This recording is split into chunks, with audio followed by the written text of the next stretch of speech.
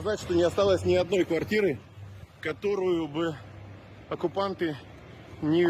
На фоне надвигающегося масштабного поражения России в начатой ею же войне в Украине, российский министр иностранных дел Лавров сделал ряд амбициозных заявлений с претензией на сохранение своей гегемонии в странах Центральной Азии, которая в последнее время все чаще ставится под сомнение.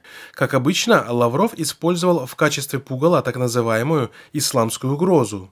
Особое беспокойство вызывают планы ИГИЛ и иже с ним по дестабилизации центральноазиатских государств и экспорту нестабильности и в нашу страну.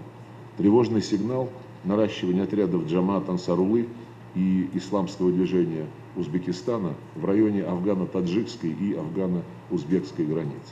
Примечательно, что до прихода Талибан к власти в Афганистане аналогичные заявления делались российскими официальными лицами с упоминанием этого движения.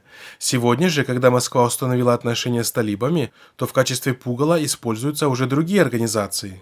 Как мы уже заявляли, считаем неприемлемым размещение любой военной инфраструктуры США и НАТО или обслуживающих их афганцев на территории соседних государств, в первую очередь в Центральной Азии. Кроме того, министр добавил, что Россия считает неприемлемым размещение любой военной инфраструктуры США и НАТО или обслуживающих их афганцев на территории соседних государств, в первую очередь в Центральной Азии.